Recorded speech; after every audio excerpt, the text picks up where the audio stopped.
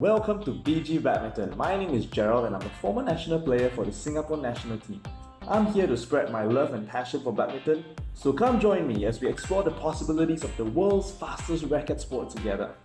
So a lot of beginners have asked, how can they play better badminton? What are some of the exercises they can do, things they can practice to improve their game? And I was inspired by a skating video where this person mentioned 15 different things that you can do to become a better skater, and I figured, why not? Badminton, we can do something similar. And so here is 12 different things that you can do to improve your badminton game, and hopefully after practicing these exercises, you'll become a better badminton player. So let's begin. So tip number 1 is to play with your racket a lot. By playing, I mean you can just spin, really spin and then hold, spin and hold. The idea for this is that you need to get the backhand grip and the forehand grip correct. So you need to, change to backhand, to forehand, back, forehand. So you spin, spin, spin, spin, spin, and then backhand, real quick. Even when you're walking along the streets, crossing the road, just before you're eating, waiting for your turn, swing the racket. Forehand, backhand, forehand, backhand, forehand, backhand, backhand, backhand, backhand, backhand, forehand, top backhand, bottom backhand. Lots of different shots.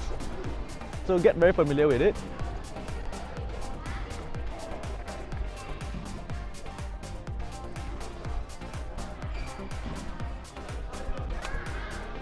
So tip number 2 is to juggle the shuttle. Why this is helpful? Because juggling the shuttle ensures that you won't miss the shuttle when you're playing the game. A simple way to start off is to put the shuttle on your racket and just flip it up. So if you're not as proficient, you can juggle a little higher. It makes it a lot easier. You can start from one side, and as you get better, change sides. Use both sides, forehand, backhand, forehand, backhand. And as you improve, you can gradually reduce the height, such that you juggle the shuttle real low, very near you, and walk at the same time. It makes it a lot harder. So the third thing you can do is lunging. Why lunging is so important? Because it can improve your reach, your speed, and most importantly, it prevents or reduces the chance of injuries. So you start off with, small lunges. But as you get better, gradually increase your stride. Imagine taking very low shots, even to the back. And with more practice, you get better and much faster at it.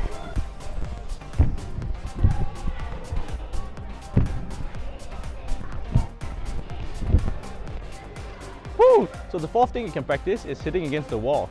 This will improve your defense, your ball sense, your hand-eye coordination, and more importantly, it makes you a much better badminton player. You should start off by hitting a little softly, and as you get better, you can start to hit harder, flatter, and then from there, with more practice, you can improve the speed. You can do time challenge, like how many shuttles can you hit in a minute, and so forth. Ooh, that one got me.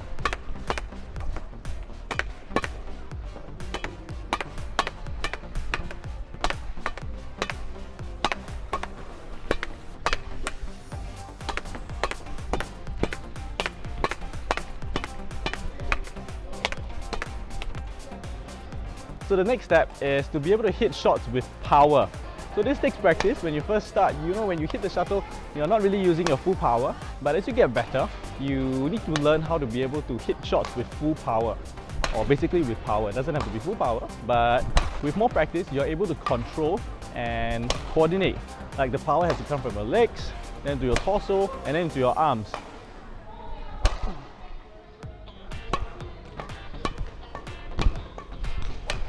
So the sixth thing that I recommend you learn is to move your opponent front and back of the court. So in order to move your opponent, you need to do techniques such as lifting, netting at the front of the net. And at the back, you need to learn your lobbing, your drop shot, and even your smash if you're able to. So this would essentially bring your game to a whole new level as you learn how to maneuver your opponent front and back.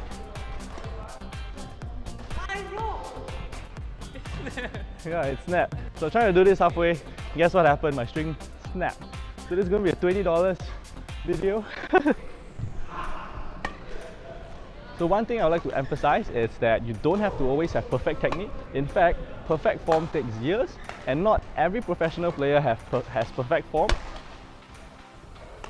It's very important to emphasize more on the results, whether your shuttle is actually reaching to the front or to the back of the court. So now for the 7th exercise, and that is to move your opponent to the left and to the right. Once you've mastered how to move your opponent to the front and back, now it's time to move them to the sides. Again, very important is you need to emphasize a lot on the results, whether you're hitting the shuttles really to the left and the shuttle that's really to the right.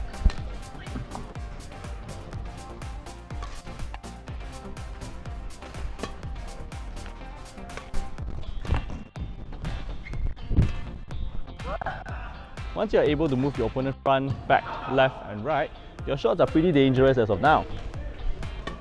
One tip I have is for you to emphasize more on attacking your opponent's backhand, because the backhand corners tend to be weaker than the forehand corners, especially at the back. So the 8th exercise is to do the front back footwork as well as the 6th corner footwork. So let's begin.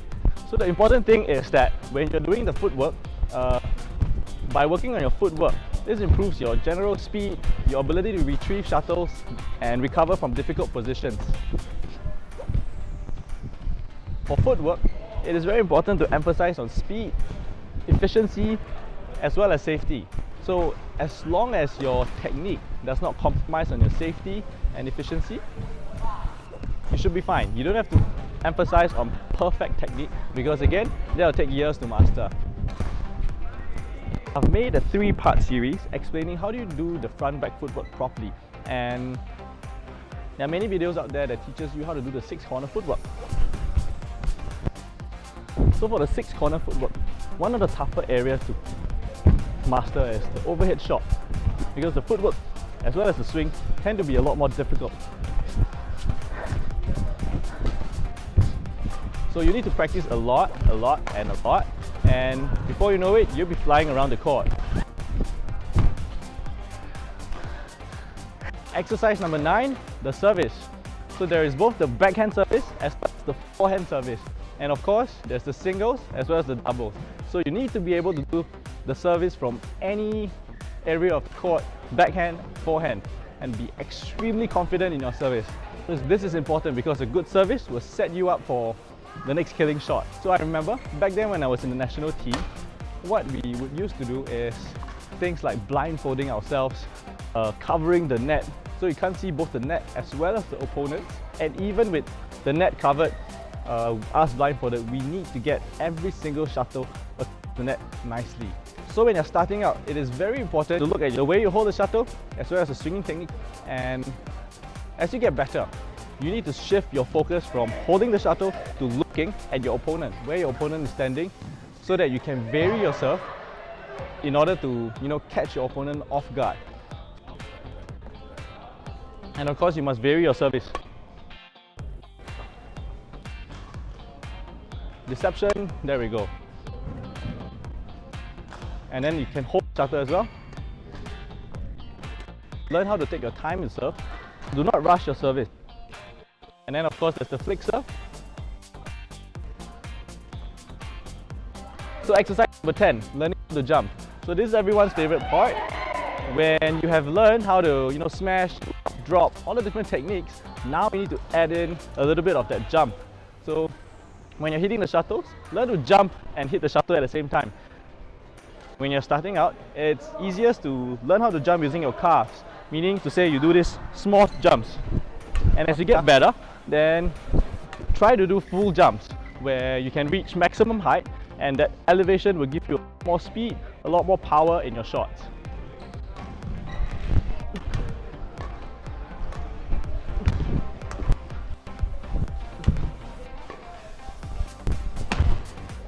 Once you've learned how to jump, the next thing we're going to do is the spin net.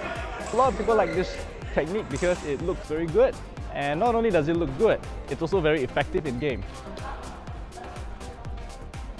So when trying to spin the shuttle, it's important to ensure that you take the shuttle high. You can practice on your own or practice against a friend. So there are many directions in which you can spin.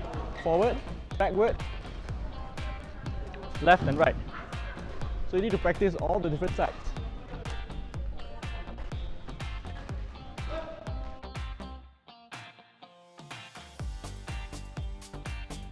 Exercise number 12 is the backhand shot. Once you've mastered all the different techniques, now it's time to learn to cover the weak spots. So the backhand corner shot is generally the weaker shot in the game. It's very difficult to master because you can't see the net. To get going, you can ask a friend to help feed you shuttles. That way, it's much easier for you to practice your backhand shots. The goal is to improve your consistency as well as your control, meaning you should be able to do hard shots and soft shots with your backhand. Ah! I missed it! It's okay, I'll try again and I'll get it this time. Ha! I got it! So I hope you learned something new. If you haven't already, be sure to smash the subscribe button because your support keeps me on YouTube. So if you want to watch other videos like this, be sure to check out my channel. And as always, I'll see you in the next video again. Bye bye!